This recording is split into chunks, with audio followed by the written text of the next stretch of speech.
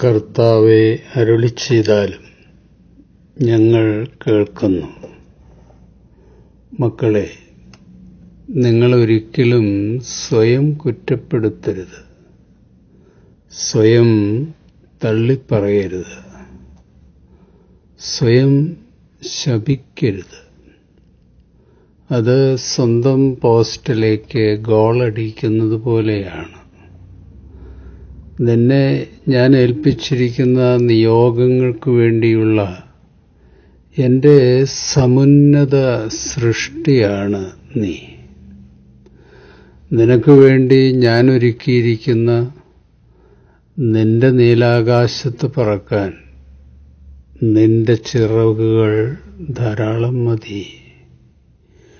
ഒരിക്കലും മറ്റുള്ളവരുമായി നിന്നെ താരതമ്യപ്പെടുത്തരുത്. അത് ചിലപ്പോൾ അഹങ്കാരവും ചിലപ്പോൾ അപകർഷതാബോധവും ഉണ്ടാക്കിയേക്കാം. എൻ്റെ ഓരോ മക്കൾക്കും വേണ്ടി ഞാൻ ഒരുക്കിയിരിക്കുന്ന പാതയിലൂടെയാണ് ഞാൻ അവരെ നടത്തുന്നത്. സഹയാത്രികരുമായി മക്കൾ ഒരിക്കലും താരതമ്യപ്പെടുത്തരുത്. അത് തെറ്റാണ്, നിഷ്പ്രയോജനമാണ്. ഓരോരുത്തരുടെ നിയോഗവും വഴിയും വെവ്വേറെയാണ്.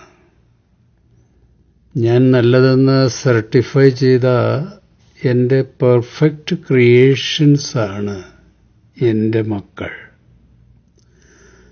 നിങ്ങളുടെ പരിമിതികളെപ്പറ്റി കുറ്റം പറയുന്ന നിങ്ങളുടെ മനസ്സിനെയും മറ്റുള്ളവരെയും നിങ്ങൾ ഒരിക്കലും ശ്രദ്ധിക്കരുത്. മക്കളെ, നിങ്ങൾ എനിക്ക് വളരെ പ്രഷ്യസാണ്. എൻ്റെ സ്വന്തമാണ്.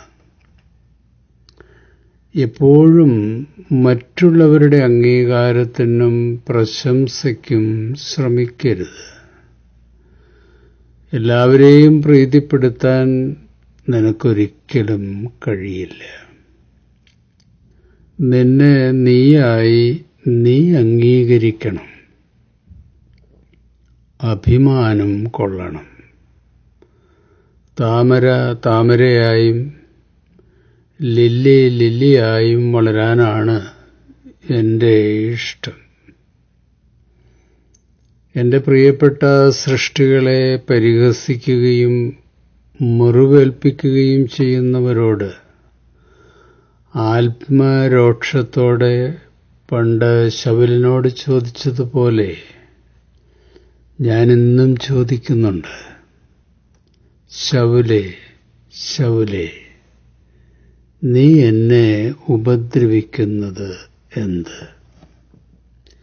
ഇരുമ്പാണിമേൽ തൊഴിക്കുന്നത് നിനക്ക് അപകടമാണ്.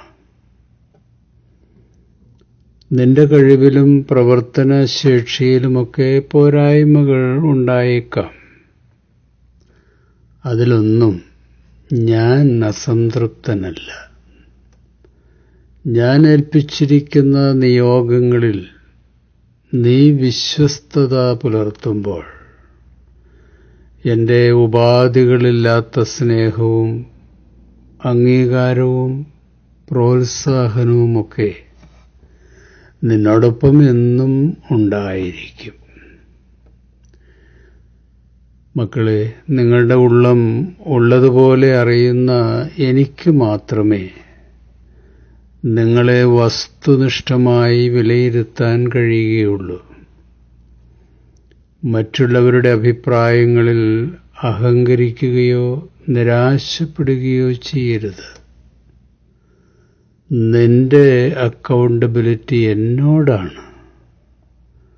നിയോഗങ്ങളിൽ വിശ്വസ്തരായി എൻ്റെ മക്കൾ യാത്ര തുടർന്നോളൂ. ഞാൻ നിങ്ങളുടെ കൂടെയുണ്ട്. എപ്പോഴും കുറ്റം തിരയുന്ന, വിതയ്ക്കാത്തിടത്തു നിന്ന് കൊയ്യുന്നവനും വിതറാത്തിടത്തു നിന്ന് കൂട്ടിച്ചേർക്കുന്നവനുമായ കഠിന ഹൃദയനായി എന്നെ പല മക്കളും കാണാറുണ്ട്. മക്കളെ, അത് സത്യവിരുദ്ധമായ ചിന്താഗതിയാണ്. നിങ്ങൾക്ക് വേണ്ടി താഴ്മ ധരിക്കുകയും മരിക്കുകയും നിങ്ങളെ നിത്യരക്ഷയുടെ ശോഭയുള്ള അങ്കി ധരിപ്പിക്കുകയും ചെയ്ത എന്നെപ്പറ്റി അരുതാത്തതൊന്നും മക്കൾ ചിന്തിക്കരുത്. നിങ്ങൾ പൊടിയാണെന്നും നിങ്ങളുടെ ബലഹീനതകൾ അനവധിയാണെന്നും നിങ്ങളിൽ ഒരാളായി നിങ്ങളോടൊപ്പം ജീവിച്ച എനിക്കറിയാം.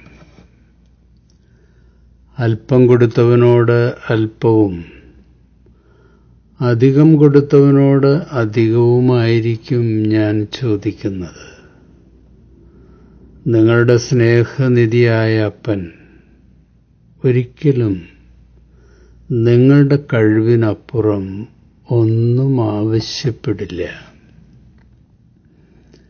എൻ്റെ എല്ലാ മക്കളും എന്നോടൊപ്പം എൻ്റെ സ്വസ്ഥതയിൽ ഉണ്ടാകണമെന്ന ആഗ്രഹം കൊണ്ടാണ് ഞാൻ എൻ്റെ മക്കളെ തിരുത്തുന്നതും ഗുണദോഷിക്കുന്നതും.